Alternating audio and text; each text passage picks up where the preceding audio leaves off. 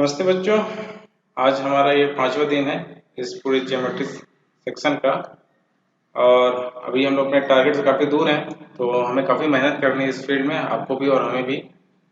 I hope आपने हमारे last 3 video देखे होंगे। मेनली हमारा क्या क्या हो गया है अब तक। हमने कवर कर लिया है, लाइन कर लिया है। दूसरा हमने फिर पॉलीगन किया था। फिर हमने क्या किया था, त्रिभुज किया था, यानी कि ट्रायंगल किया था। और फिर हमने किया था सर्कल कर लिया है। तो हमारे 5वां होना चाहिए, हमारा 5th है। तो 5th वाला हम क्या करने जा रहे हैं, क्वाड करने जा रहे हैं। क्वाड्रिलेटरल करेंगे, मतलब चतुर्भुज को करेंगे। तो मुझे लगता है आप लोगों को काफ़ी मज़ा आ रहा होगा पूरे इस सेशन में। तो चलिए आज इसकी शुरुआत करते हैं। और सबसे पहले हम बेसिक देख लेते हैं। चतुर्भुज क्या होता है आप सभी को पता है। कुछ इसमें सबसे पहला बेसिक होता है कि सभी कोणों का योग कितना होता है, 360 होता है। दूसरा हम बात करते हैं कॉन्वेक्स क्वाड्रिलेटरल की। मैंने पहले भी बात किया था कॉन्वेक्स ट्रायंगल की। उसमें क्या होता है कि सभी कोण आपका 180 डिग्री से कम होना चाहिए। त्रिभुज के लिए भी वही है और चतुर्भुज के लिए भी वही है। बस आपको नाम याद रखना है। अवतल चतुर्भुज मतलब कि आपका कोई एक एंगल जिसमें 180 डिग्री से ज्यादा हो तो वो आपका हो जाएगा कॉन्केव क्वाड्रिलेटरल। और ये फॉर्मूला आपके लिए तो मस्ट है। चलिए अब बात करते हैं आयत। आयत की परिभाषा को हम बहुत ध्यान से पढ़ेंगे। इसमें बोला जाता है कि quadrilateral which has 4 right angle. ठीक है, जिसमें 4 राइट एंगल हो वो आपका क्वाड्रिलेटरल मतलब आपका आयत होता है। तो जैसे कि हमारा जो वर्ग होता है इसमें भी 4 समकोण होते हैं, तो ये भी हमारा एक आयत है और ये भी एक आयत है। हम बोलते हैं अभी आगे हम जब बात करेंगे समांतर चतुर्भुज, तो हम बात करेंगे समांतर चतुर्भुज। आयत एक आपका समांतर चतुर्भुज भी है। तो आगे बहुत सारे डेफिनेशन हैं, लेकिन डेफिनेशन को बहुत ध्यान से पढ़ेंगे क्योंकि इसी में बहुत ज्यादा उलझाया जाता है। अब आयत से रिलेटेड कुछ फॉर्मूला है, जैसे एरिया आपको पता है, ए डॉट बी होता है, उसकी लंबाई और चौड़ाई ए बी है। तो परिधि हर किसी को पता है। विकर्ण बहुत सिंपल है, पाइथागोरस को हमें लगता है क्योंकि सभी कोण 90 डिग्री होते हैं, तो आप इसको ऐसे निकाल सकते हैं। कुछ इंपॉर्टेंट नोट्स क्या है आयत के बारे में, इसमें कुछ चीजें आप जरूर याद रखिएगा। जैसे कि इनके विकर्णों का योग भुजाओं के वर्ग के योग के बराबर होता है। ये बहुत ही मस्त है और बहुत ही इंपॉर्टेंट, आपको याद रखना है इस चीज को कि इनके विकर्णों का योग इनके भुजाओं के वर्गों के योग का दुगना होता है। ठीक, दोनों विकर्ण एक दूसरे को संविभाजित करते हैं, मतलब आपका ये वाला पार्ट इसके बराबर होगा और ये वाला पार्ट इसके बराबर होगा। नाम लिखा हुआ है, AO बराबर आपका CO होगा और BO बराबर आपका DO होगा। ठीक, ये सभी आपस में बराबर होंगे। अगला है diagonal are not angle bisector.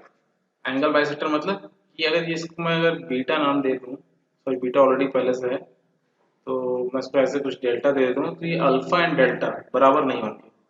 ठीक है, ये डेल्टा है तो अल्फा डेल्टा बराबर नहीं होंगे, इसी को हम कोण संधिभाजक बोलते हैं। तो आपका ये चीज कोण संधिभाजक नहीं है, ऐसे कोई भी डायगोनल कोण संधिभाजक नहीं होता है, इस बात को आप ध्यान में रखेंगे। अगला है विकर्णों के प्रतिच्छेदन बिंदु आयत के केंद्र कहा जाता है। जैसे अगर हमको एक सर्कल के अंदर एक आयत बनाते हैं और फिर एक विकर्ण खींचते हैं दोनों पर, और इसका जो सेंटर पॉइंट होगा वही केंद्र क्या कहते हैं, एक सर्कल का भी होगा। क्लियर है, एक सर्कल का केंद्र क्या होगा, उन विकर्णों का प्रतिच्छेदन बिंदु।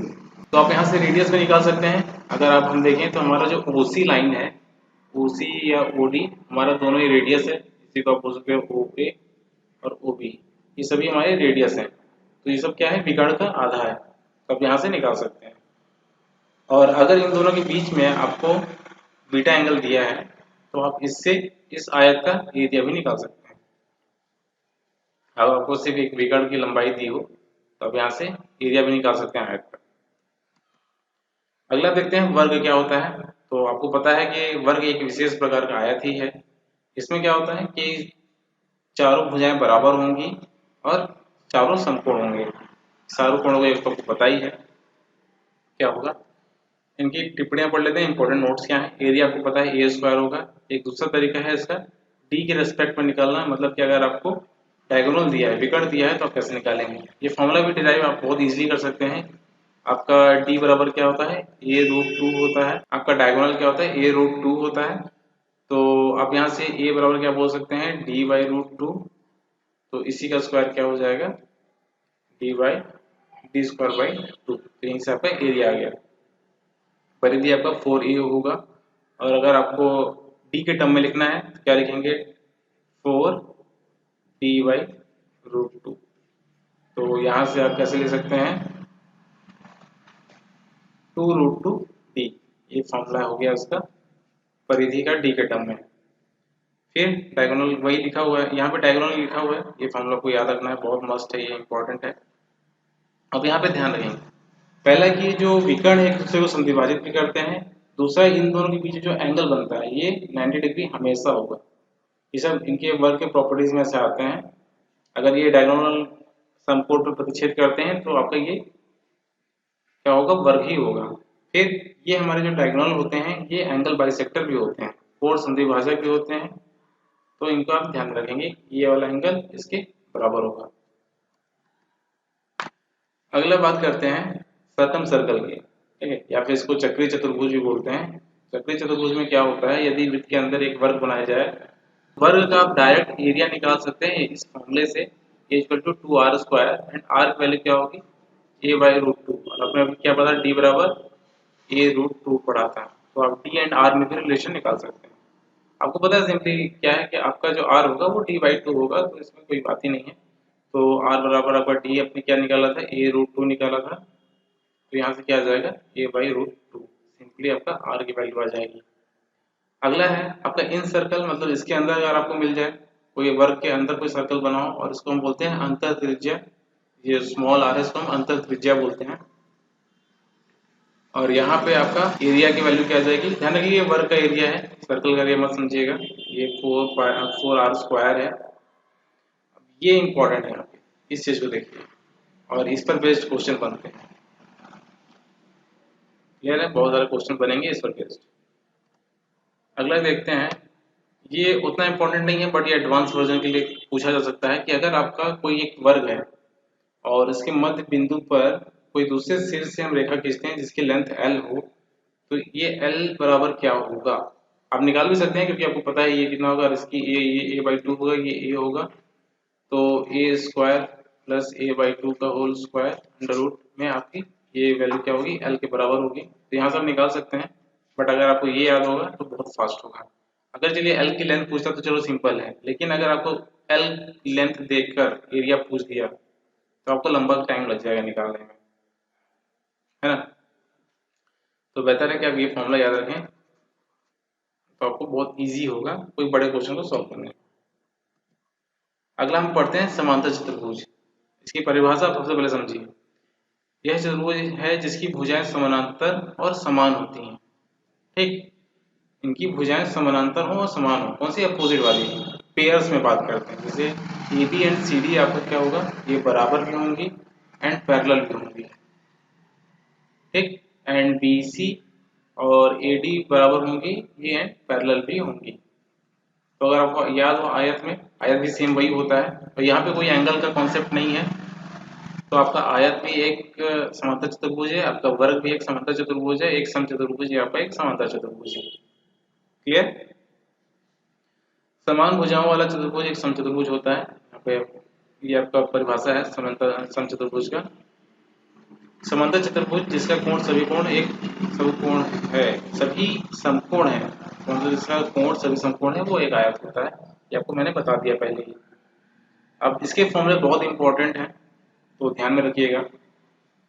पहला कि ये जो मध्य बिंदु है इसका, ये इन दोनों का आपस बराबर और भागों में बांटता है। जैसे D1 या फिर ये है, तो ये भी ये बराबर भाग होंगे इसके, और ये अलग भाग इसके, लेकिन D1 और D2 बराबर नहीं होंगे, इनका कोई भी भाग बराबर नहीं होगा, ठीक। तो यहाँ पे लिखा हुआ है विकर्ण की लंबाई बराबर नहीं होती है, तो उनका बाइसेक्टर भी बराबर नहीं होगा।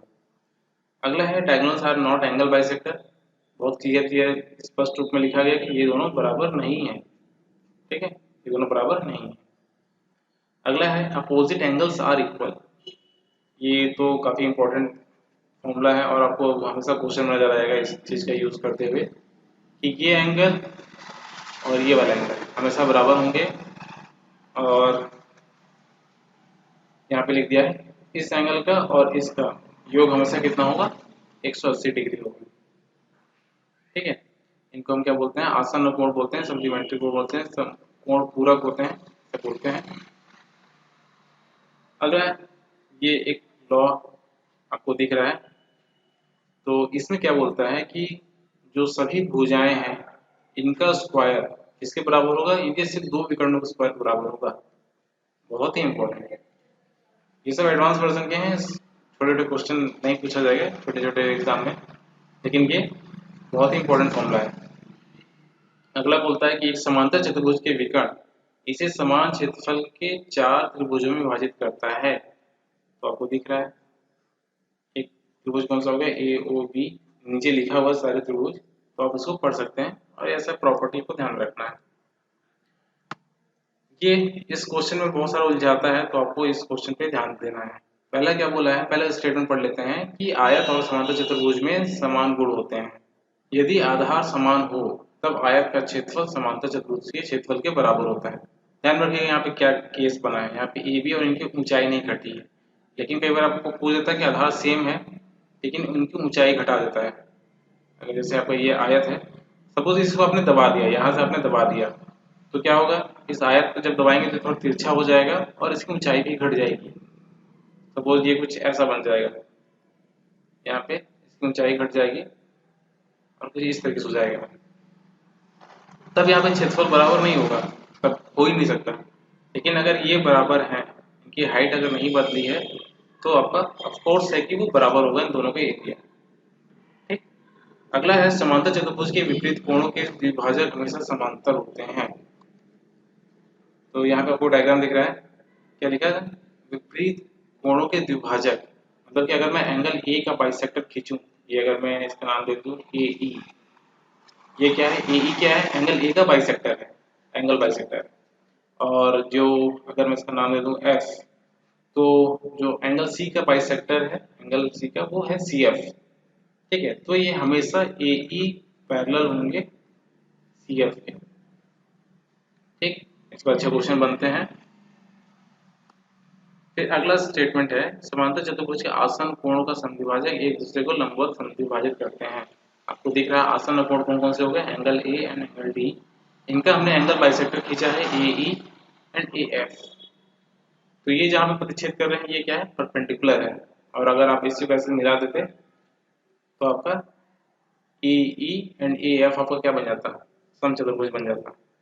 ठीक है, मैंने बताया था कि वहाँ पे अगर आपका कोई विकर्ण एक समकोण त्रिभुज समकोण पर आपको समद्विभाजित करता है तो वो क्या होगा, एक समचतुर्भुज होगा।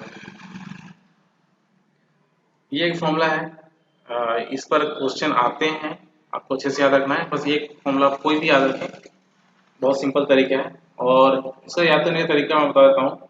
अगर आपको फॉर्मूला याद ना हो तो आपने इस तरह से कभी पढ़ा होगा, अगर आपको ये लेंथ ए एंड बी है तो आपने, और ये अगर सी है और आपको सी निकालना हो, इनके बीच एंगल क्या दिया हो, थीटा, तब क्या निकालते थे, अगर आपका फॉर्मूला याद हो तो a square plus b square plus 2ab cos theta, और ये अंडर रूट के अंदर।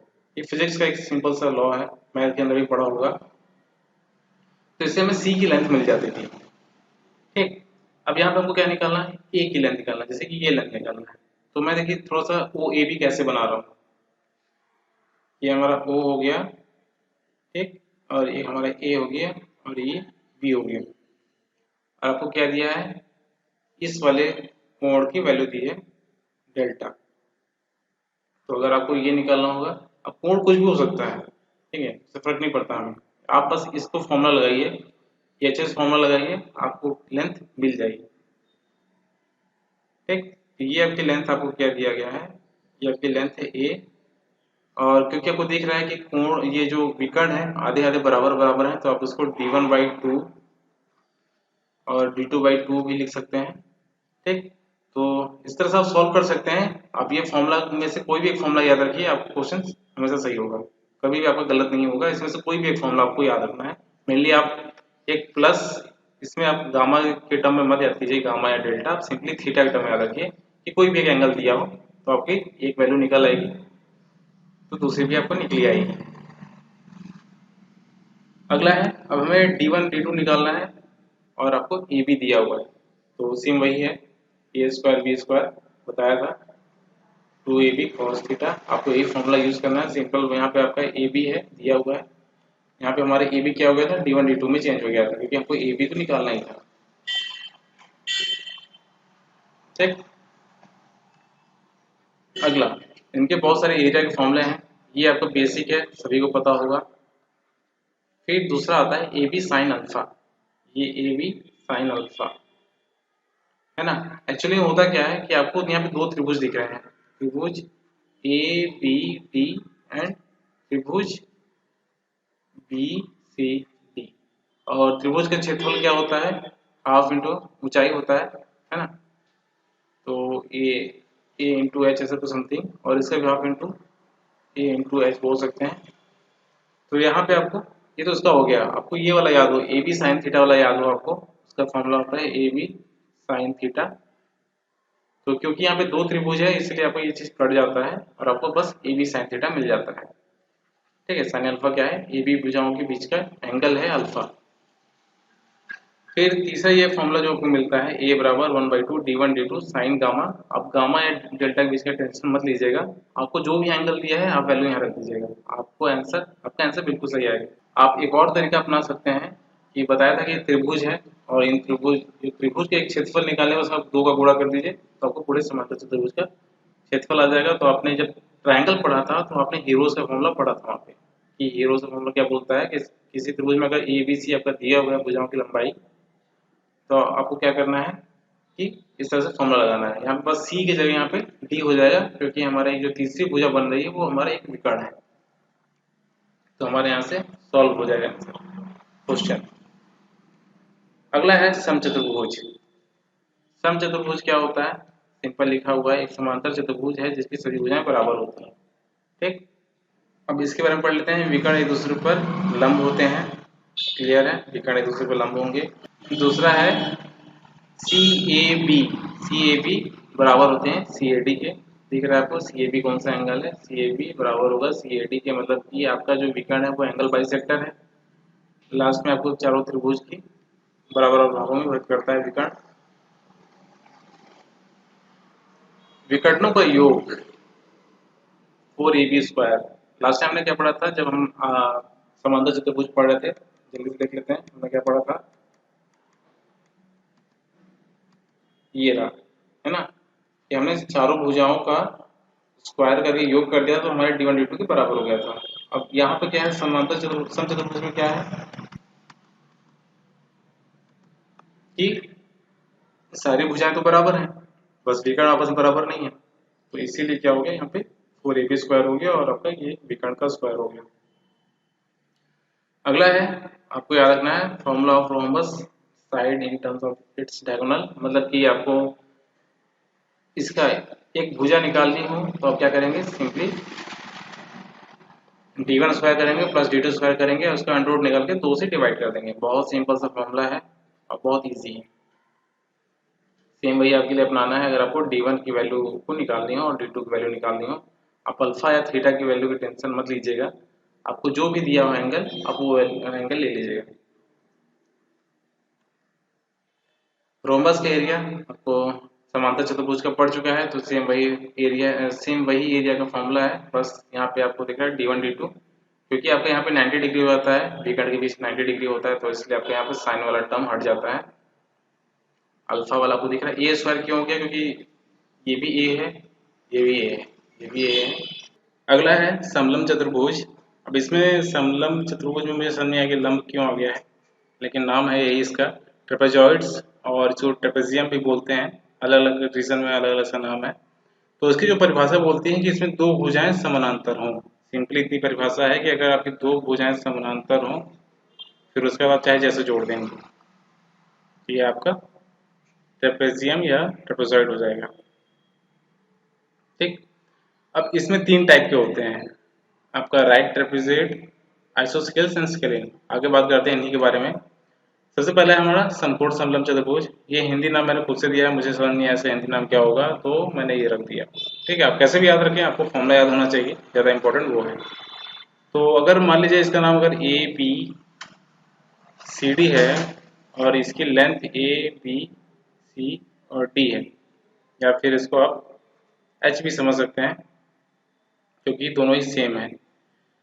तो इसकी एरिया क्या हो जाएगी, 1/2 ए प्लस सी इंटू एच। एच क्या है, इसकी हाइट है। ठीक है, हाइट हमेशा लंब होती है, तो ये आपका एच हो गया। और ए प्लस सी क्या है, समांतर भुजाओं का, जो समांतर भुजाएं हैं उनका योग। तो ये सभी समलंब चतुर्भुज के लिए वैलिड है, ये हर समलंब चतुर्भुज के लिए वैलिड है। इसके लिए हम और किस तरह से बना सकते हैं, इसको निकालने के और भी तरीके हैं। अगर आप यहाँ से एक लाइन खींच दें तो आपका क्या हो जाएगा, ये लेंथ क्या हो जाएगा सी, ये लेंथ हो जाएगा, और ये आपका लेंथ एच है।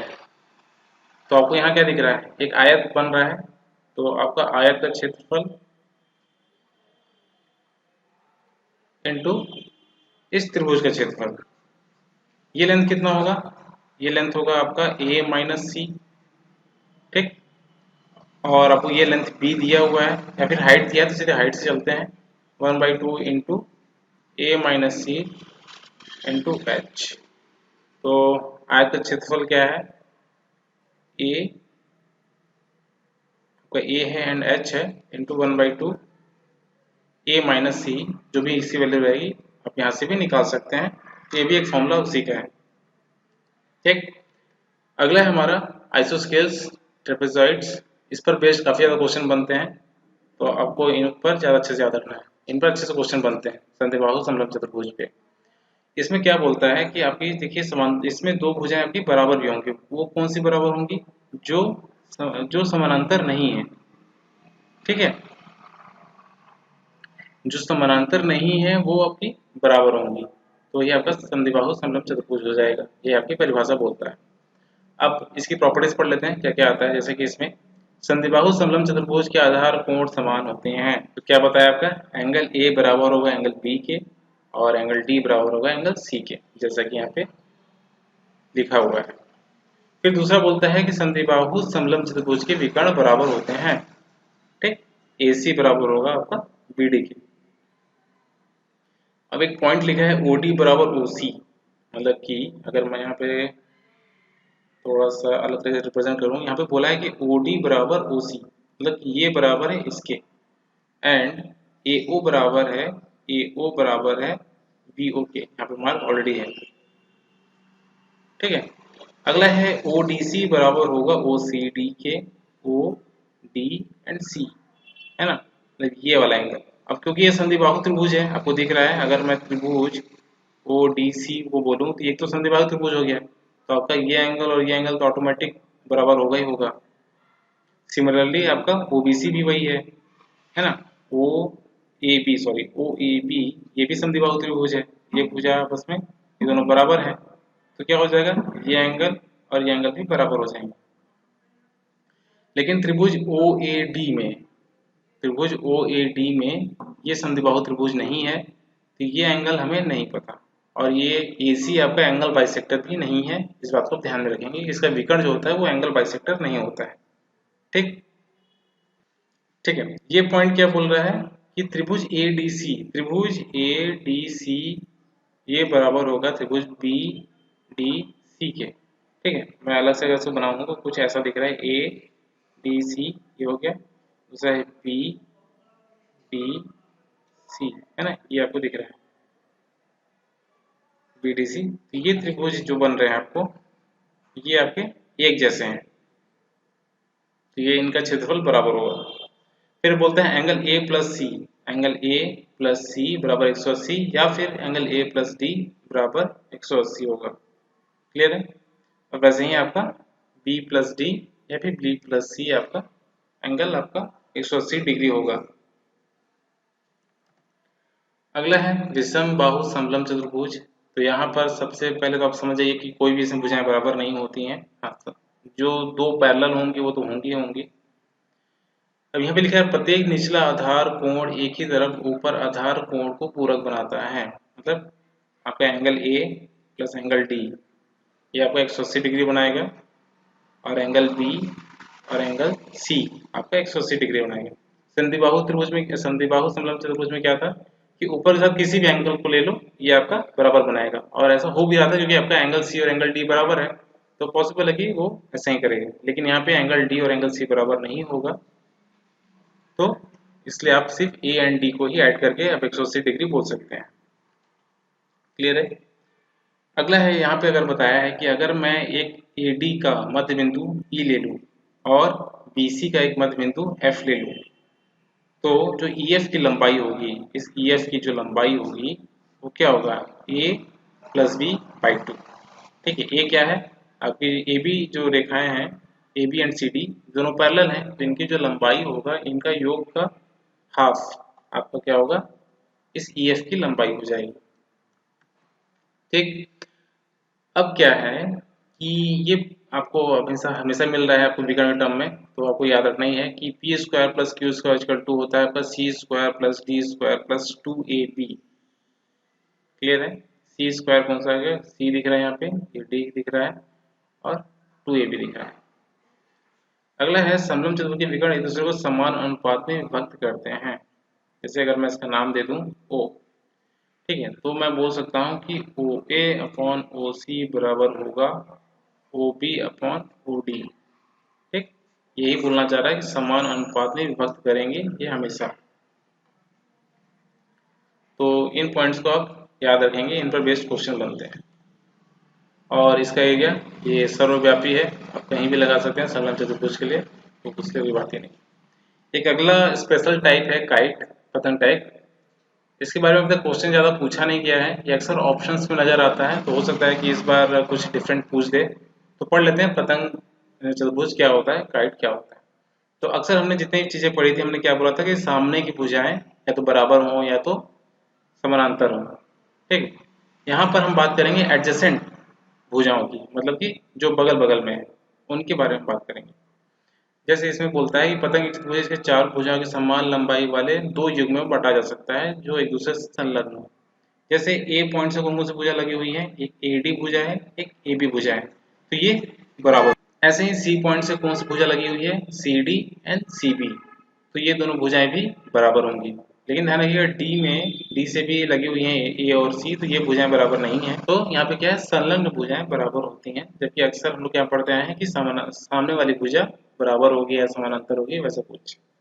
ठीक, अब दूसरा है कि समांतर चतुर्भुज में समान लंबाई वाले दो जोड़े लेकिन वे आसन्न के बजाय एक दूसरे के विपरीत होते हैं। ये तो वही मैंने बताया था कि अब तक ऐसे ही हम लोग पढ़ते हैं।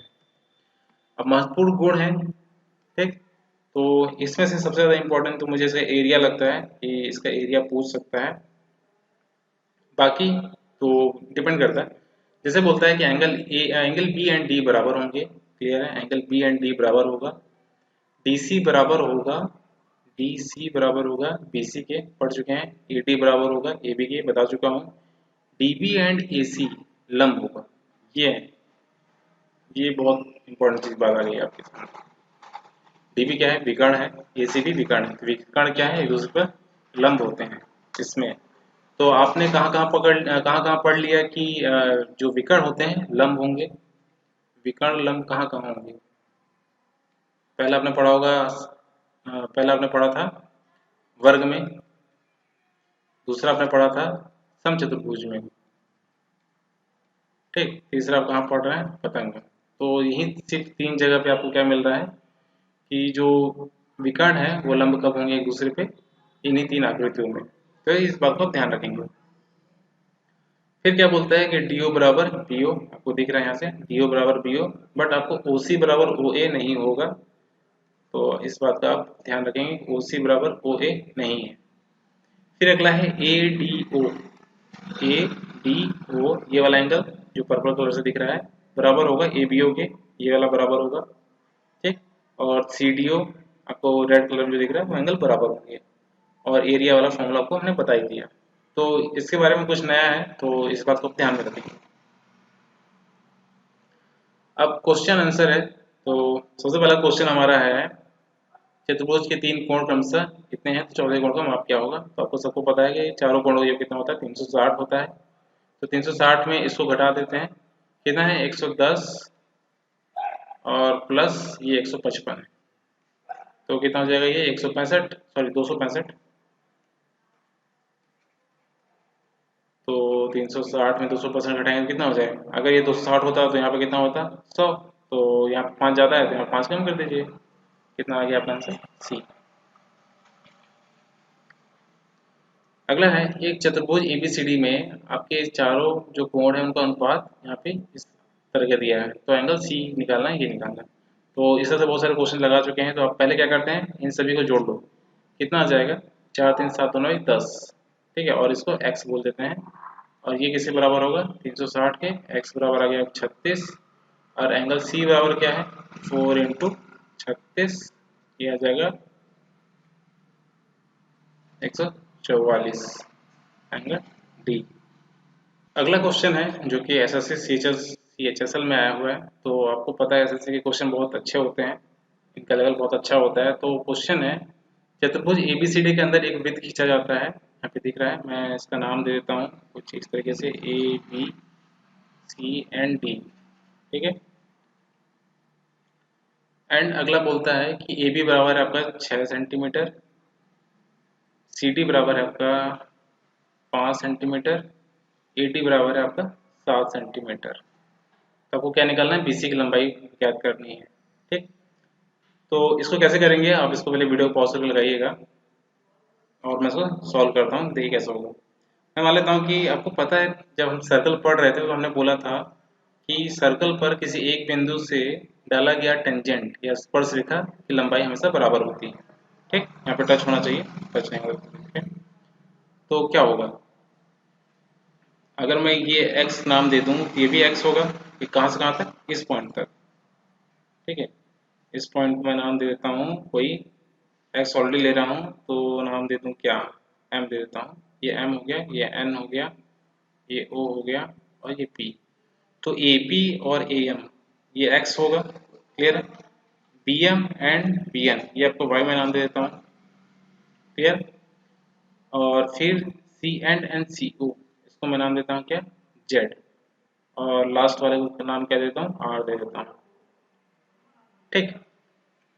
तो देखिए आपको क्या क्या दिया है, आपको x प्लस वाई दिया है 6, ठीक है, ए बी भुजाओं की रेखा की लंबाई। BC हमें दिया नहीं है, कोई बात नहीं। DA आपको दिया है, मतलब कि x प्लस आर दिया है आपको 7 सेंटीमीटर, एंड आपको दिया है r प्लस जेड दिया है आपको 5 सेंटीमीटर। आपको निकालना क्या है, अगर मैं सुझाव है, आपको निकालना है z प्लस वाई निकालना है, ठीक है। तो z प्लस वाई निकालना है। अगर मैं यहाँ पे r की वैल्यू निकाल दूँ, यहाँ पे हमको दिख रहा है r की वैल्यू, सॉरी यहाँ पे x से y है, हमें क्या करना है कि y z प्लस वाई निकालना है, या फिर z अलग निकालना है या y अलग निकालना है, तो हमें निकाल सकते हैं। तो हम क्या करते हैं, ट्राई करते हैं कि z y का एक इक्वेशन ही बना दें, ठीक।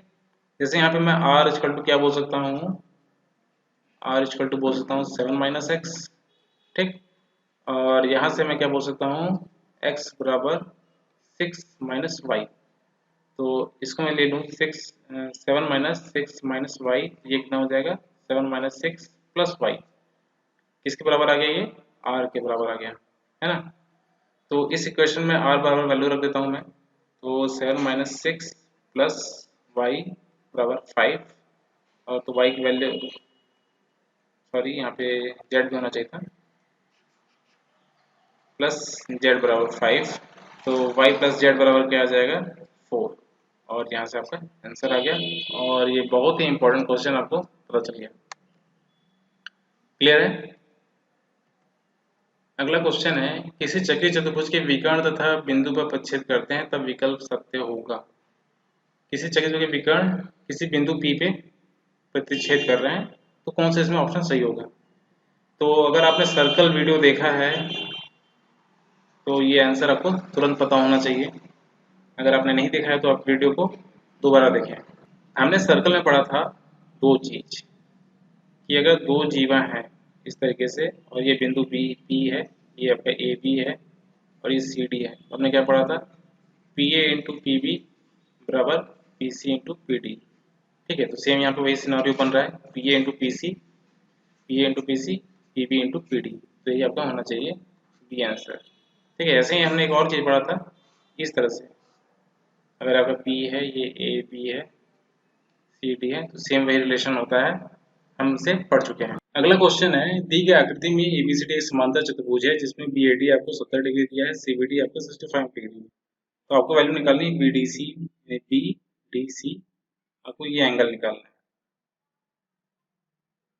ठीक है, तो ये हम निकाल लेंगे इसको। इसके लिए हमको क्या करना पड़ेगा, ये एंगल पहले निकाल लेते हैं। तो ये अगर आपको 70 डिग्री है तो समांतर चतुर्भुज में सम्मुख कोण आपका होता है 70 डिग्री। ठीक, और जो आसन्न कोण होते हैं, मतलब कि ये जो 70 डिग्री है और ये, तो मैं बोलूँ angle A plus angle B बराबर कितना होना चाहिए, 180। तो एंगल ए तो आपका 70 दिया है, लेकिन एंगल बी दो पार्ट में है, 65 प्लस एक्स मान लेता हूँ, ये आपका 180 होना चाहिए। तो एक्स बराबर कितना आ जाएगा, 180 माइनस 70 माइनस 65, ये कितना हो जाएगा 135। तो ये कितना हो जाएगा 45, सॉरी 45 नहीं होगा, 5 और ये साथ में 3 गया 4, सही है सही है। 45 हो गया एक्स बराबर, तो एक्स 45 हो गया, तो एकांतर अंतर कोण से ये भी 45 हो जाएगा। तो आपका आंसर क्या आ जाएगा 45 डिग्री। अगला क्वेश्चन है, आप पहले क्वेश्चन को पढ़ें फिर खुद से लगाने की कोशिश करें, फिर उसके बाद ही वीडियो आगे देखें। तो अगला क्वेश्चन है, आपको दिया है R C D. R C D नहीं होना चाहिए, आई थिंक 70 डिग्री क्या है, बी सी डी होना चाहिए, ये आपका बी होना चाहिए। बी सी डी 70 डिग्री है, ए डी बी आपका 50 डिग्री है, तो आपको बी डी सी निकालना है। बी डी सी कौन सा एंगल है, ये वाला। ये तो बहुत सिंपल है क्योंकि ये समांतर चतुर्भुज है। तो 70 प्लस 50 प्लस क्वेश्चन मार्क कितना होना चाहिए, 180। तो क्वेश्चन मार्क बराबर कितना आ गया, 180 माइनस 120, ये कितना आ गया 60 डिग्री। बहुत ही सिंपल, आगे बढ़े। एक समचतुर्भुज के दो विकर्णों की लंबाई क्रमशः 16 सेंटीमीटर और 12 सेंटीमीटर है। तो इन समचतुर्भुज, यहाँ पे समचतुर्भुज होना चाहिए था, कि प्रत्येक भुजा की लंबाई कितनी होगी।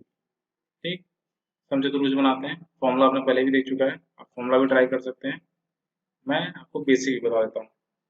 समचतुर्भुज है, वैसे ही कुछ दिख रहा है, विकर्ण कितना हो गया 16 एंड 12, है ना।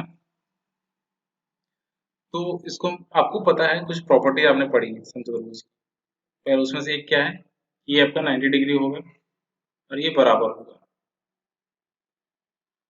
मतलब ये आपस में बराबर होंगे। ये वाला ये मतलब कि अगर ये 16 है, ये 8 हो जाएगा, ये 8 हो जाएगा, ये 12 है तो 6 6। तो अगर मैं इसमें देखूं, इस त्रिभुज में, तो मैं इसको अलग से बना रहा हूँ कुछ ऐसा। तो आपका 8 हो गया, 6 हो गया, ये हमें नहीं पता, ये कितना हो जाएगा 8 स्क्वायर प्लस 6 स्क्वायर बराबर कितना आ जाएगा 10 स्क्वायर बराबर आ जाएगा, है ना, पड़ा हुआ है। तो 10, तो मतलब हमारा 10 आपका आ गया कौन सी, ये भुजा। तो जब एक आ गया तो बाकी सभी वही होंगे, तो यही आपका आंसर हो जाएगा। अगला है, एक समचतुर्भुज एबीसीडी के दोनों विकर्ण ओ पर काट रहे हैं, आपको दिख रहा है। बीडीसी आपका 60 डिग्री दिया है, तो आपको ओ ए बी निकालना है, मिस प्रिंटिंग है, आपको ओ ए बी निकालना है।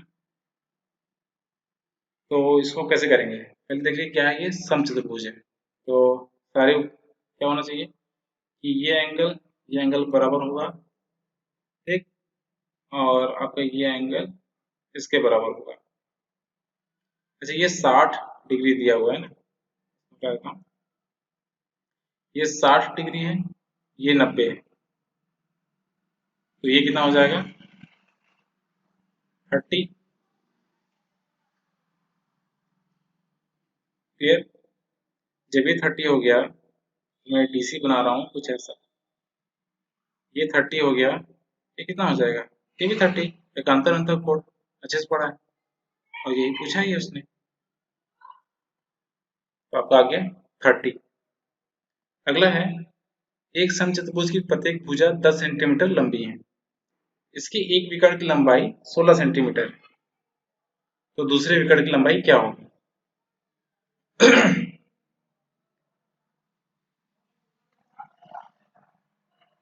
ये आपका समचतुर्भुज हो गया। एक विकर्ण ये आपका 16 हो गया, ये आपका 10 हो गया। सॉरी, यहाँ पे एक भुजा है ना, एक भुजा और एक विकर्ण है। भुजा 10 सेंटीमीटर है, विकर्ण आपका हमें नहीं पता छोटा या बड़ा वाला, हमें पता है कि एक है, तो मैं मान लेता हूँ एक हमारा 16 वाला है। तो 16 होती है 8 हो जाएगा, ये 8 हो जाएगा, ये हमें नहीं पता, सेम वही वाला कंडीशन आ गया। आपको 10 पता है, 8 पता है, ये कितना हो जाएगा 6 सेंटीमीटर। क्वेश्चन में डाटा बहुत सिंपल सिंपल मिल रहा है, 10 8 6 यही मिल रहा है। तो आप उस पर ज़्यादा ध्यान ना दें, आपको कॉन्सेप्ट समझना है कि कैसे हमने निकाला। फिर आपको उस चीज़ पे ज़्यादा ध्यान देना है कि हमने इसको कैसे सॉल्व किया एज कम्पेयर टू आपको कैसे क्या डाटा दिया है, उससे आपको फर्क नहीं पड़ना चाहिए। तो ठीक है, आपका ये आपका 6 आ जाएगा, तो दूसरा वाला भी 6 हो जाएगा, और उन दोनों को ऐड कर देंगे तो आपको 12 हो जाएगा। सिंपल है। अब अगला है एक सम एबीसीडी में निम्नलिखित कौन सा कथन सत्य होगा। ठीक है,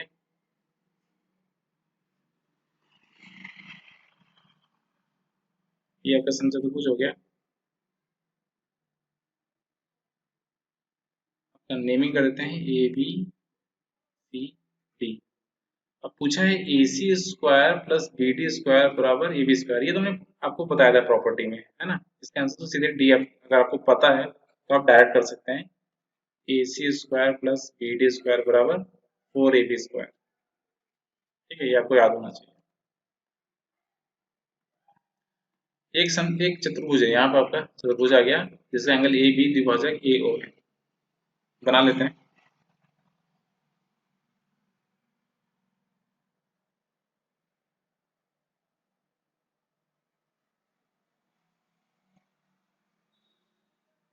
एंगल ए बी का द्विभाजक ए ओ है, ये आपका ओ हो गया। ये आपका 70 डिग्री है, ये आपका 30 डिग्री है। तो आपको ए ओ बी निकालना है। तो देखिए, angle A plus angle B कितना होगा, 180 माइनस 100, 100 कहाँ से आया, ये 70 ये 30। ठीक, सॉरी 180 नहीं 360। अब ये कितना हो जाएगा 260, मतलब इस एंगल को और इस एंगल को मिला के 260 होना चाहिए।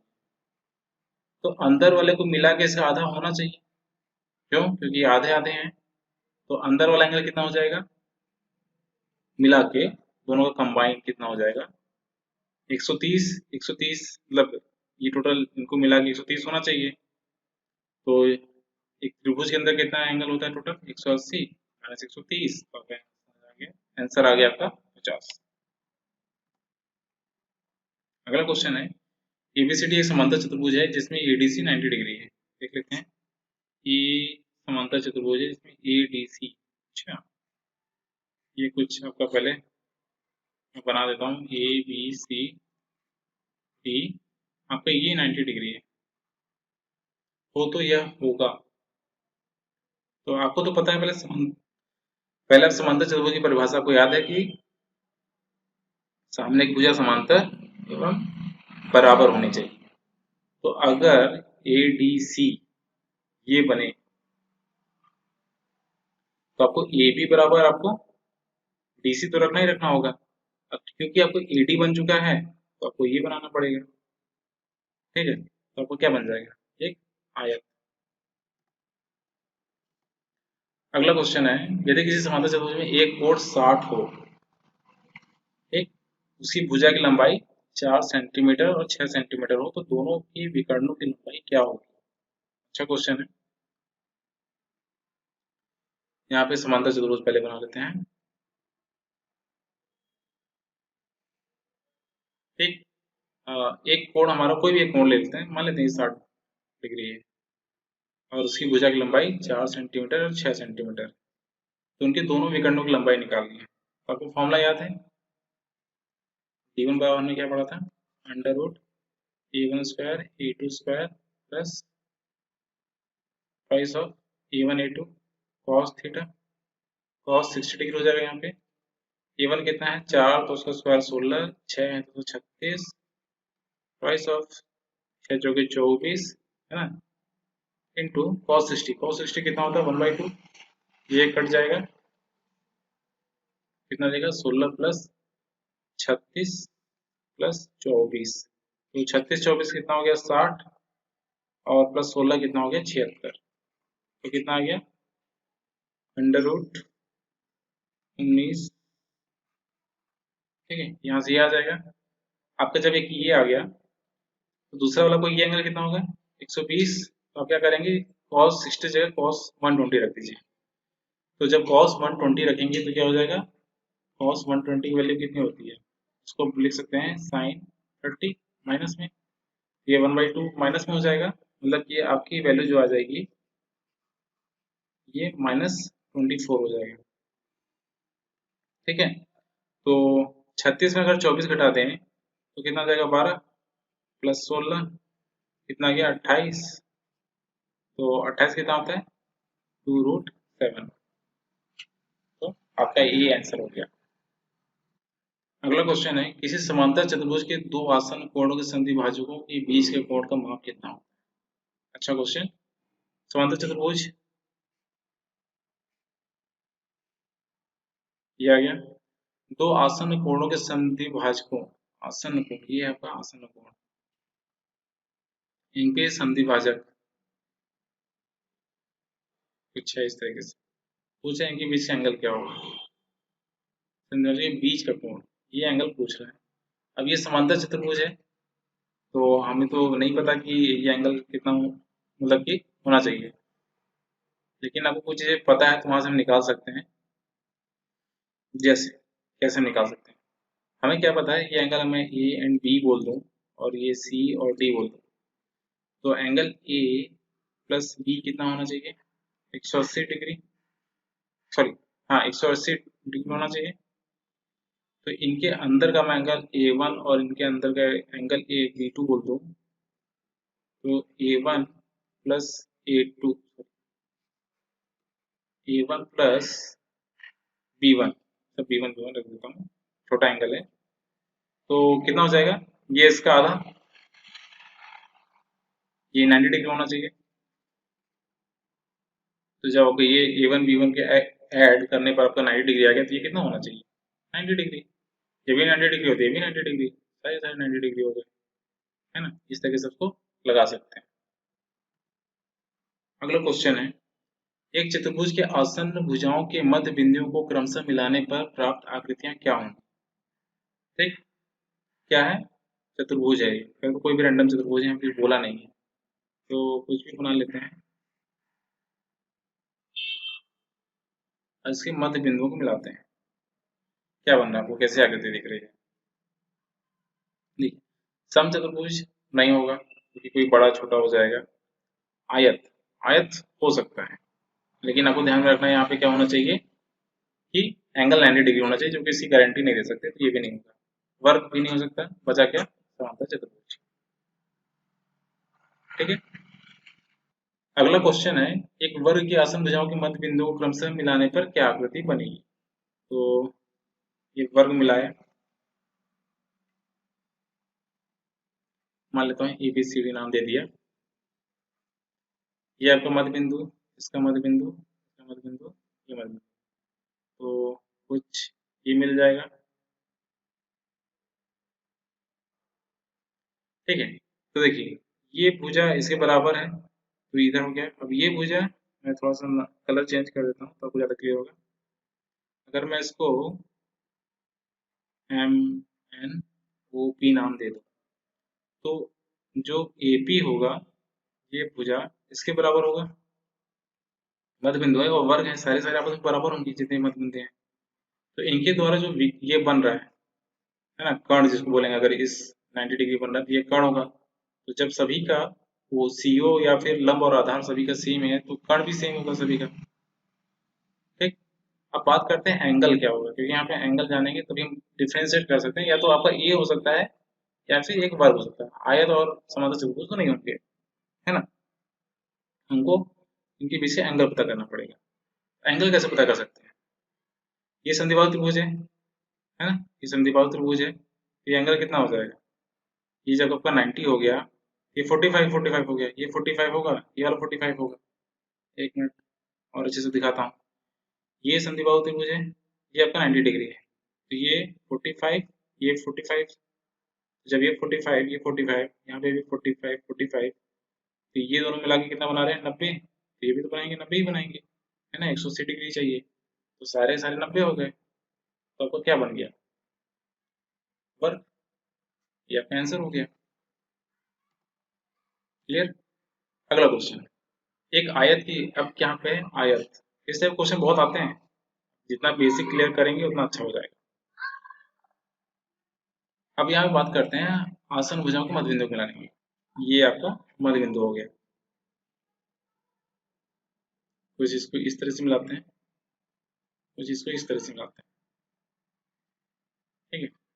तो देखिए, ये भुजा और ये भुजा बराबर हो गया, नहीं, ये भुजा, ये भुजा, ये बराबर नहीं होंगे, लेकिन मैं एक चीज बोल सकता हूँ, A B C D M N O P,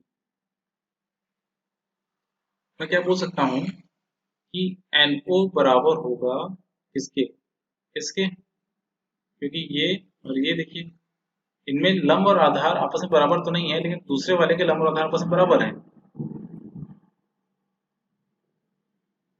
ना। आपका जैसे कि ये वाला इसके बराबर होगा और ये वाला इसके बराबर होगा, ठीक है। तो इन दोनों जो कर्ण बन रहा है, ये जो कर्ण बन रहा है, इसकी लंबाई तो बराबर होगी। अगर आप एक एग्जांपल समझें, अगर मान लेता हूँ मैं इसकी लेंथ 10 है और ये 8 है, ठीक है, तो इसका मध्य बिंदु कितना, ये 5 हो जाएगा, ये 5 हो जाएगा, ये 4 हो जाएगा, ये भी 4 हो जाएगा, ठीक है। तो इसकी लेंथ हम 5 और 4 से निकालेंगे, और यहाँ से भी क्या निकालेंगे, 4 और 5 के बीच में, तो ये और ये लेंथ तो बराबर होंगे। क्लियर है। ऐसे यहाँ पर भी होगा, तो यहाँ से हमको क्लियर हो गया कि आपका ये चारों अंदर के जितने बने हैं सभी के सभी बराबर होंगे। तो आयत नहीं हो सकता, समचतुर्भुज नहीं हो सकता, वर्ग हमको समचतुर्भुज में देखना है। तो क्या हम ये एंगल बता सकते हैं, ये एंगल और ये एंगल, नहीं, क्यों, क्योंकि ये अलग है, ये अलग है, ये बराबर तो कभी नहीं हो सकते। तो आपका आंसर क्या हो जाएगा, समचतुर्भुज। ठीक, आप इसको याद करते जाइएगा। क्या हो रहा है कि आयत के अंदर क्या बन गया, एक आयत के अंदर बन गया हमारा समचतुर्भुज। फिर हमने क्या बनाया था, वर्ग के अंदर, वर्ग के अंदर क्या बन रहा है, वर्ग ही बन रहा है ना। और इससे पहले हमने क्या बनाया था, एक चतुर्भुज के अंदर क्या बन रहा है, समांतर चतुर्भुज। तो ये तीनों भी आप रखिएगा। अगला क्वेश्चन है, एक समचतुर्भुज के आसन भुजाओं के मध्य बिंदुओं को मिलाने से कौन सा आकृति बनेगा, उसको हमने निकालना है। ये हमारा समचतुर्भुज, ठीक, इनके मध्य बिंदुओं को मिलाते हैं।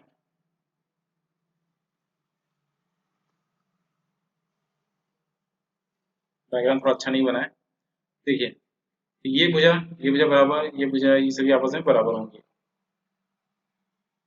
तो क्या ये सभी, ये भुजा और ये भुजा आपस में बराबर होंगी, नहीं, क्यों, क्योंकि एंगल देखिए, इसमें एंगल ज्यादा बड़ा है, तो आपको पता है कि ज्यादा बड़ा एंगल के सामने जो होती है वो ज्यादा लंबी होती है, इस एंगल के सामने ये छोटी होगी इससे। ये हमने जब लाइन एंड एंगल पढ़ रहे थे तो हमने बताया था इस चीज को, कि कभी भी कोई अगर, कभी, जैसे अगर मैं एक कोई एक अधिक कोण बनाऊं, देखिए अगर ये एंगल बड़ा है तो ये सामने की भुजा भी लंबी होगी, और अगर यहाँ कोई न्यून कोण है तो ये छोटा होगा, इस वजह से छोटा ही होगा। तो सेम यहाँ पे ये बड़ी है, अधिक कोण बन रहा है, ये तो इससे लंबा ही होगा ना, और बाकी इसमें ये बराबर होंगे, बाकी ये और ये बराबर होंगे, ये वाले बराबर होंगे, लेकिन आप ये नहीं बोल सकते कि सभी की सभी आपस से रेखाएं आपस में बराबर हों। तो इसका आंसर क्या आ जाएगा, एक आयत आ जाएगा, ठीक है। आयत कैसे आ जाएगा, चलो ये तो बराबर हो गई, लेकिन क्या इनके बीच का एंगल 90 डिग्री होगा, आयत के लिए होना जरूरी है ना। तो फिर से देखते हैं, डायग्राम थोड़ा साफ करके, ये हमारा बन गया समचतुर्भुज।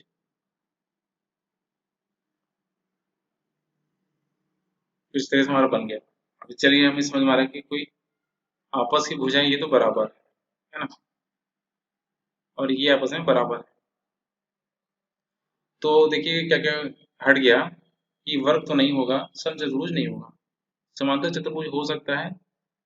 तो समांतर चतुर्भुज में आपको एक चीज पता होनी चाहिए, हम समांतर चतुर्भुज में क्या होता था कि बराबर होते थे लेकिन इनका एंगल डिफरेंट होता था। तो ये एंगल हम निकाल सकते हैं क्या, ये हमारा एंगल कितना होगा नहीं पता, ये एंगल हमारा कितना होगा नहीं पता, लेकिन हमारे ये पता है कि angle A and B add करने पे कितना होता है 180 डिग्री। ठीक, अब ये पता है कि ये भुजा और ये भुजा बराबर है। ठीक है, ये भुजा और ये भुजा बराबर है, तो हमारा जो भी यहाँ पे एंगल बनेगा, आप चाहें तो इसको एग्जांपल लेके देख सकते हैं, लेकिन यहाँ पे जो भी एंगल बनेगा ये एंगल उसको कंपनसेट कर देगा और इनको जोड़ के ये 90 डिग्री बना लेंगे। ठीक, क्यों, क्योंकि ध्यान रखिए ये दोनों आसन भुजाएं हैं और इनका योग 180 डिग्री होता है। तो और ऊपर से ये बराबर हैं, ये बराबर ही होंगे, है ना। तो अगर मैं एक एग्जांपल ले लूँ, एक एग्जांपल से ले लेता हूँ, अगर मान लीजिए ये 60 डिग्री बन रहा है तो ये आपका 120 होगा। ठीक, अगर ये 60 है तो ये वाला एंगल और ये वाला एंगल मिलकर कितना बनाएंगे, दोनों मिल के बनाएंगे करीब 120, ये भी 60 हो जाएगा। ठीक, ये भी 60 हो जाएगा, और ये अगर 120 है तो ये दोनों मिलकर कितना बनाएंगे 60, है ना। तो ये कितना हो जाएगा 30, ये भी हो जाएगा 30। तो देखिए 60 और 30 मिलकर 90 बना रहे हैं, जब ये 90 हो गया तो ये भी 90 हो गया। तो इस तरह से आपका आंसर आ जाएगा सी। अगला क्वेश्चन है, एक समांतर चतुर्भुज के आसन भुजाओं के मध्य बिंदु क्रम से मिलान पे क्या आकृति बनेगी। अब यहाँ पे हम क्या मिला रहे हैं, समांतर चतुर्भुज। ठीक है, इनके मध्य बिंदुओं को मिलाते हैं। ये हमारा A B C and D. अब इसमें क्या करना है आपको, ये पता करते हैं। देखिए ये भुजा इसके बराबर नहीं होगी, ये भुजा इसके बराबर नहीं होगी। ठीक है, ऐसे ही ये भुजा इसके बराबर नहीं होगी, ये भुजा इसके बराबर नहीं होगी। तो हमको क्या पता चल रहा है, और एंगल भी पता कर पाएंगे क्या, ना ये एंगल हमें पता है ना हम ये एंगल पता कर पाएंगे। तो इसमें सब कुछ भी नहीं पता कर सकते, तो हमारा सीधा है कि वर्ग नहीं हो सकता, एक आयत भी नहीं हो सकता, समचतुर्भुज नहीं हो सकता, लेकिन हाँ ये पता है कि सभी सभी पैरेलल हैं। तो आपका क्या हो जाएगा, एक समांतर चतुर्भुज हो जाएगा। तो ये ध्यान में रखिएगा कि एक समांतर चतुर्भुज के अंदर एक समांतर चतुर्भुज ही बनता है। ठीक है, अगला क्वेश्चन है, एक समांतर चतुर्भुज का एक कोण अपने आसन कोण का 2/3, तो इसके सबसे छोटे कोण का माप क्या होगा। पहले तो समांतर चतुर्भुज बना लेते हैं। ये आपका थीटा वन है, ये आपका थीटा टू। ये बोलता है जो थीटा वन है वो थीटा टू का 2/3, और आपको पता है theta one plus theta to कितना होता है 180 डिग्री। तो ये हो जाएगा 2/3 theta two plus theta two बराबर 180 डिग्री। तो ये कितना हो जाएगा 5 theta two by three equal to 180। ये कट जाएगा आपका 5 या 15, 5 चक्का 30, एंड थीटा टू बराबर कितना हो जाएगा 6 या 18, 3 या 10, 108 डिग्री। अगला वाला कितना हो जाएगा 72, वही सबसे छोटा हो गया। अगला क्वेश्चन है, एक समांतर चतुर्भुज का एक कोण अपने आसन कोण के दुगने से 15 कम है। ठीक, सेम वही थीटा वन बराबर क्या है थीटा टू दुगने से 15 कम है ना, twice of theta two minus 15। तो theta one plus theta two बराबर कितना होता है 180।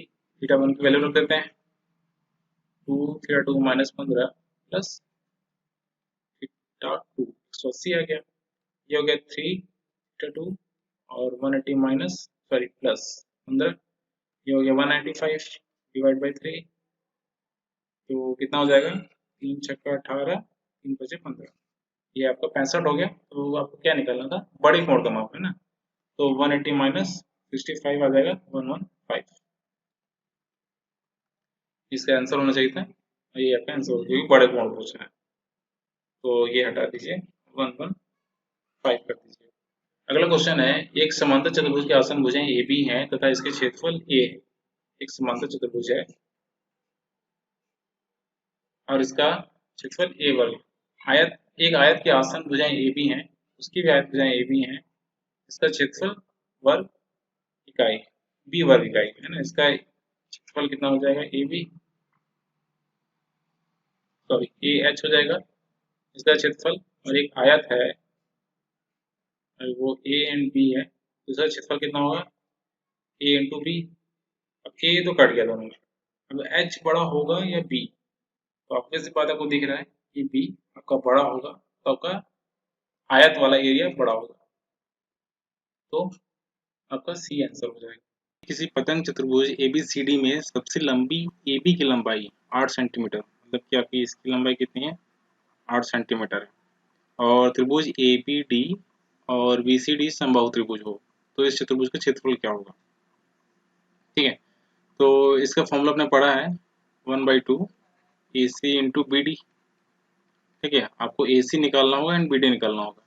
अच्छा, ये एक समबाहु त्रिभुज है, तो ये भी 60 होगा, ये भी 60 होगा, ये सारे एंगल 60 होंगे, है ना, क्योंकि समबाहु त्रिभुज है। तो कैसे निकाल सकते हैं, मैं एक काम करता हूँ, मैं अगर इसको H1 दे दूँ हाइट एंड एक त्रिभुज बनाता हूँ इधर से अलग से, तो ध्यान से देखिए, तो आपका B यहाँ पर है, ये आपका 60 डिग्री है, एंड B कहाँ से मिल रहा है, आपका A से जॉइंट है, और ये आपका O पॉइंट है, ये आपका H1 है। तो H1 कैसे निकाल सकते हैं, आपको उसमें क्या दिया है, आई थिंक आपको 8 सेंटीमीटर इसकी लंबाई दी है, तो आप इसको निकाल सकते हैं। आपको sign 60 equal to H1 upon 8 लिख सकते हैं। साइन 60 वैल्यू कितनी होती है √3/2, H1/8, ये आपका 4 हो जाएगा। तो H1 की वैल्यू कितनी आ जाएगी √3, H1 की वैल्यू आ गई 4√3। जब H1 की वैल्यू 4√3 आ गई, तो ये हमें अब निकाल लेना चाहिए। ठीक, ये वाला आपको क्लियर है 4√3। अब इसको देखते हैं, इसकी वैल्यू क्या आएगी। इसके लिए क्या कर सकते हैं, सेम वही है, आपको ओ भी यहाँ पे है, इसको x मान लेते हैं, तो x इक्वल टू क्या आ जाएगा 1060 बराबर हम लिए, तो H1 अपॉन x होता है 1060, आपका 1/√3 होता है, एंड H1 आपका है 4√3 x, तो x की वैल्यू आ जाएगी 12। ठीक है, जब x की वैल्यू 12 आ गई, तो ये भी 12 होगा, क्योंकि ये दोनों इक्वल होते हैं, तो हमें dB मिल गया 24 मिल गया,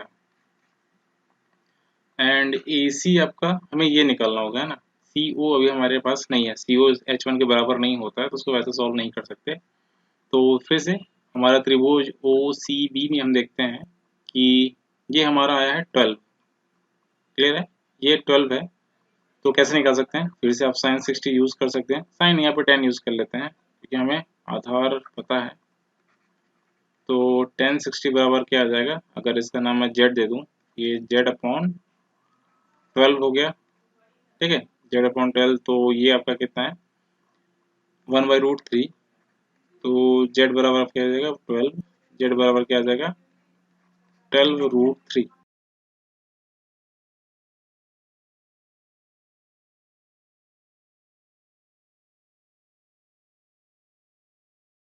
अब नेक्स्ट क्वेश्चन देखते हैं, यदि किसी चतुर्भुज के विकर्ण एक दूसरे को समान अनुपात में विभक्त करें तो यह होगा।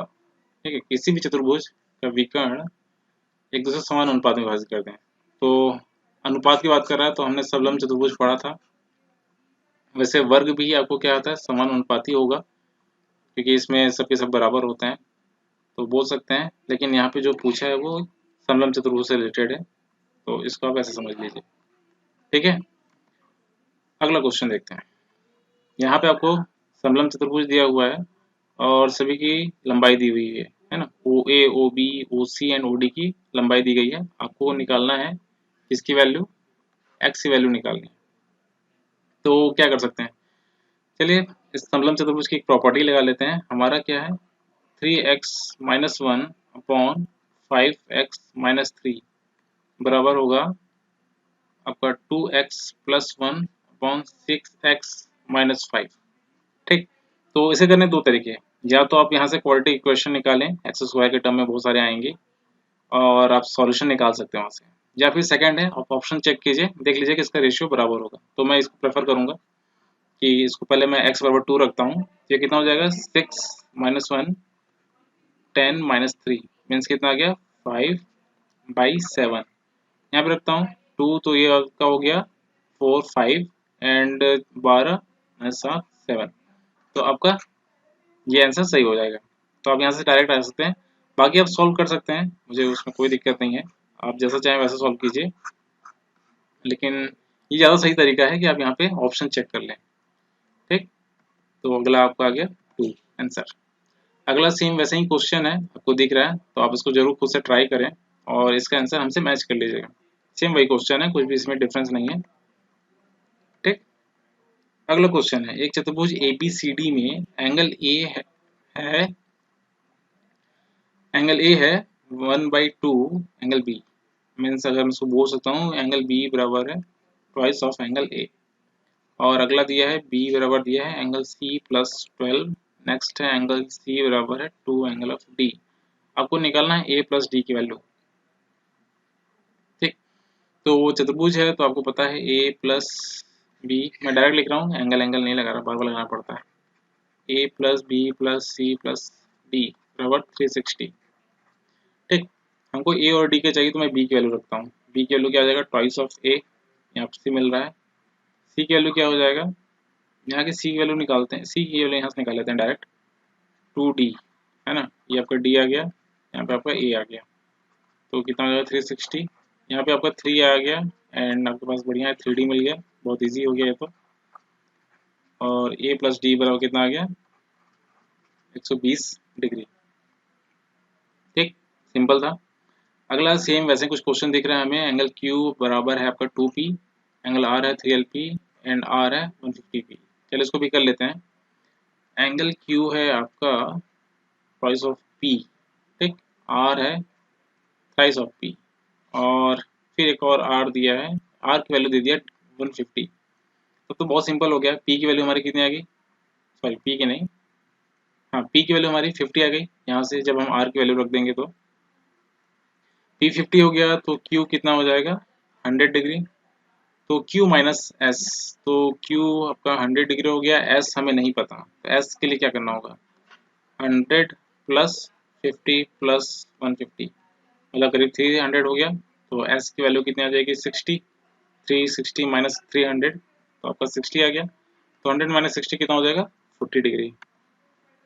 ठीक है, अगला क्वेश्चन है, एक चतुर्भुज में सेम वैसे ही कुछ क्वेश्चन दिख रहा है, तो ये आप खुद से ट्राई करें, एक क्वेश्चन आपको खुद से ट्राई करना चाहिए इस टाइप के, तो उसे खुद से ट्राई करें और हमसे आंसर मैच कर लें। अगला है, किसी आयत का विकर्ण उसकी छोटी भुजा से 3 गुना है। क्या बात है, अच्छा क्वेश्चन है। ये आपका हो गया आयत, ठीक है, आयत में विकर्ण क्या होते हैं, इनकी लंबाई बराबर होती है। अब इसकी छोटी भुजा ये ए है, बी है, मान लेता हूँ डी। अब यहाँ पे बताया है कि आपकी छोटी भुजा कौन सी होगी, बी, तो जो डी है वो बी का 3 गुना है, तो उसकी भुजाओं का अनुपात निकालना है, मतलब कि ए अनुपात बी निकालना है।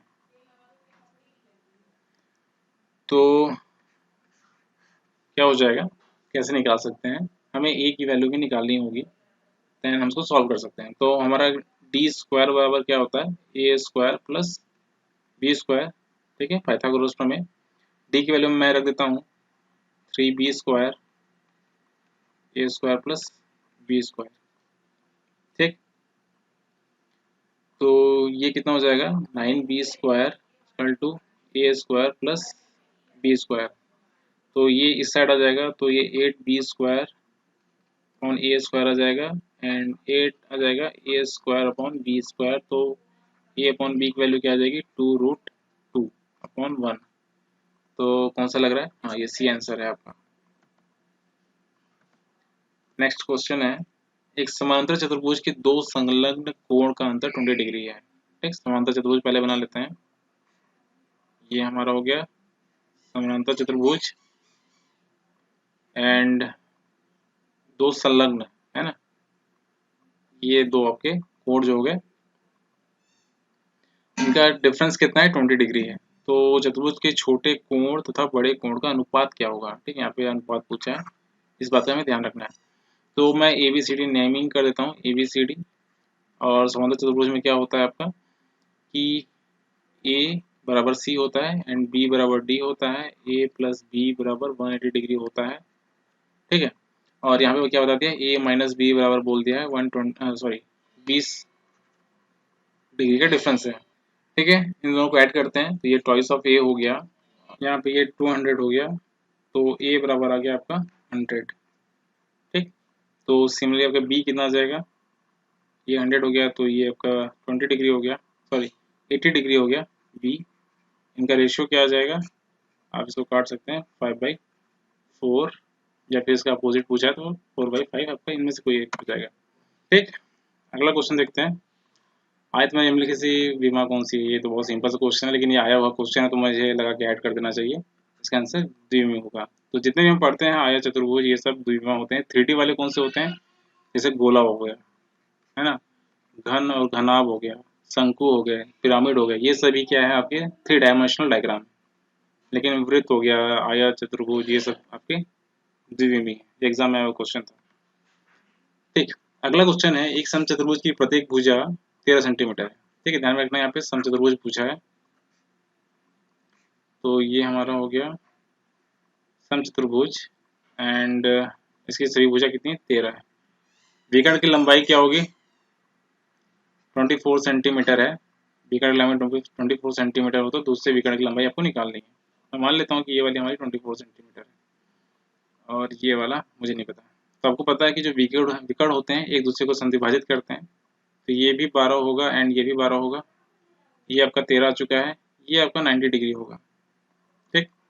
बाकी आप ये फॉर्मूला यूज़ कर सकते हैं, नो डाउट आप कर सकते हैं, लेकिन ये टफ पड़ेगा।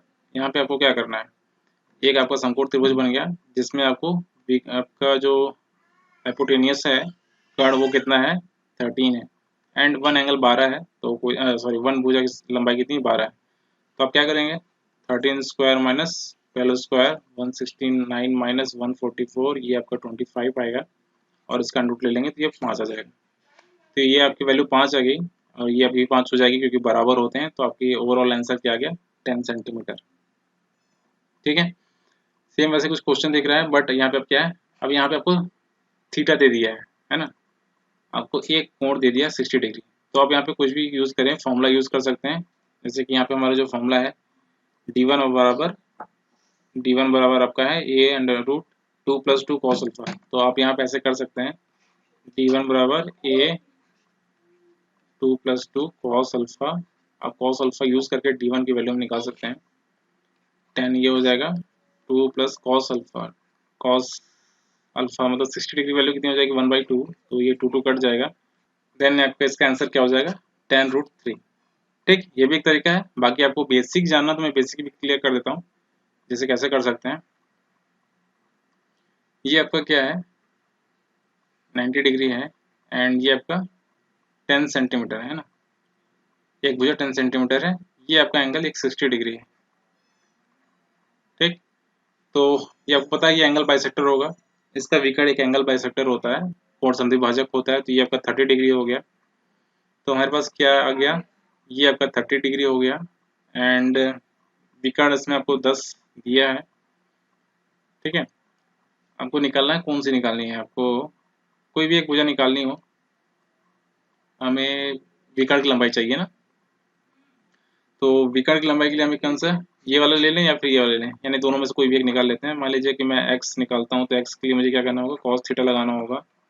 cos 30 बराबर क्या आ जाएगा, 10 by sorry x/10 cos 30 value कितनी है, √3/2 होती है, ये आपका x/10, तो ये आपका 5 आ जाएगा, x बराबर आ जाएगा 5√3, ठीक है। ये वाला अगर आपका 5√3 आ गया तो ये भी आपका 5√3 होगा, मतलब कि आपका यहाँ से 10√3 आएगा। अगर आपको ये वाला निकालना होता, सपोज आपको ये निकालना, तो क्या करते हैं, साइन 30 बराबर क्या हो जाएगा, यहाँ पे क्या करते हैं, यहाँ पे h है आपके पास, h/10 साइन 30 की वैल्यू होती है 1/2 h/10, तो ये आपका कितना आता है 5, तो मीन्स कि ये आपका कितना हो जाएगा 5, तो इधर भी आपका 5, तो ये आपका 10 हो जाएगा।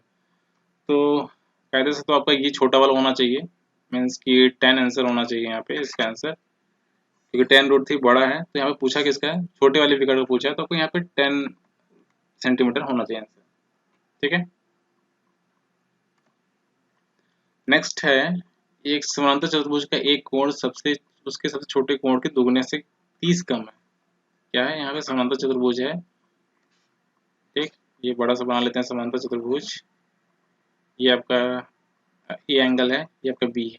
अब इसमें पूछा जो सबसे छोटा कोण है समांतर चतुर्भुज के एक कोण उसके सबसे छोटे कोण के दुगने से 30 कम है, ठीक है। तो मैं बी मान लेता हूँ। तो बी आपका क्या है, 2a से 30 कम है, ठीक। एंड a प्लस बी क्या है, 180 डिग्री। तो किसकी वैल्यू निकालनी है हमें, बी की वैल्यू निकालनी है ना। तो क्या कुछ भी कैसे कर सकते हैं, कोई दिक्कत नहीं है हमें। मैं यहाँ से बी बराबर क्या लिखता हूँ, 180 माइनस ए, और यहाँ पर क्या है, मैं शायद बी के टर्म में सब कुछ कन्वर्ट कर देता हूँ तो ज़्यादा इजी हो जाएगा। तो इसको मैं चेंज करता हूँ एंड यहाँ पर ए की वैल्यू रख देता हूँ 180 माइनस बी। तो ये b twice 180 minus b minus 30 degree, ये हो जाएगा 360 minus twice of b minus 30, ये हो जाएगा बी। नेक्स्ट आ जाएगा आपका 3b इक्वल टू 360 माइनस 30 कितना हो जाएगा, 330, और बी बराबर क्या आ जाएगा, 110, और यही आपका आंसर हो जाएगा। ठीक है, अब आगे सारे क्वेश्चन आपके लिए होमवर्क हैं, आप इसको लगाएं घर पे, खुद से प्रैक्टिस करें एंड हमसे आंसर मैच करें। तो अगला क्वेश्चन आपको दिख रहा है सामने आपके स्क्रीन पर है, तो इन सभी को आपको खुद से ट्राई करना है और खुद से इन सभी के रीजन ढूंढने हैं। फिर इनसे की रीजन मैं खुद से क्लैरिफाई कर देता हूँ। जैसे कि क्वेश्चन अगला है, किस आकृति में विकर्ण आपस में समद्विभाजित नहीं करते हैं। ठीक है, समद्विभाजित किसमें नहीं करेंगे, आपको पता है इसमें भी करते हैं, इसमें भी करते हैं, इसमें भी करते हैं, तो ये आपका आंसर ये हो जाएगा। तो पहले से हमें प्रॉपर्टीज पता है। निम्नलिखित में से किस आकृति में कर्ण आपस में लंबवत होते हैं, तो आपको पता है लंबवत किसमें होते हैं, समचतुर्भुज में होते हैं, ठीक। और किसमें होते हैं, तो इसी में होता ही है, एक वर्ग होता है, तो वर्ग यहाँ पे ऑप्शन में नहीं है। अगला है, निम्नलिखित में से किस आकृति में कर्ण सदैव बराबर होते हैं। आपको ध्यान रखना, कर्ण सदैव बराबर होते हैं, तो समचतुर्भुज में होते हैं। समचतुर्भुज में होते हैं क्या, नहीं इसमें नहीं होते हैं, सॉरी इसमें नहीं होते हैं, न समांतर चतुर्भुज में होते हैं, ना इसमें होते हैं। हाँ, इसमें अगर संधिबाहु त्रिभुज संधिबाहु आ जाता तब होता, लेकिन यहाँ पे आपका डी ही सही है। नेक्स्ट क्वेश्चन है, ये आपके लिए होमवर्क, रेलवे का एग्जाम आया हुआ क्वेश्चन है। अगला है, एक वर्ग में प्रत्येक भुजा x लंबाई है, इसके विकर्ण की लंबाई। बहुत सिंपल क्वेश्चन है, आपको खुद से ट्राई करें। समलंब चतुर्भुज, ये क्वेश्चन तो मैंने बताया हुआ है, तो उसको आप आंसर खुद से करें, ठीक है। अगला है, एक समांतर चतुर्भुज के समूह कोणों का जोड़ कितना होता है, तो ये आप सभी के लिए होमवर्क है, सभी को आप खुद से ट्राई करें। यहाँ पे हमने ऑप्शन नहीं दिया है, इसको पहले खुद से सॉल्व करें और खुद से क्रॉस चेक भी करें कि ये सही है या गलत है, ठीक है।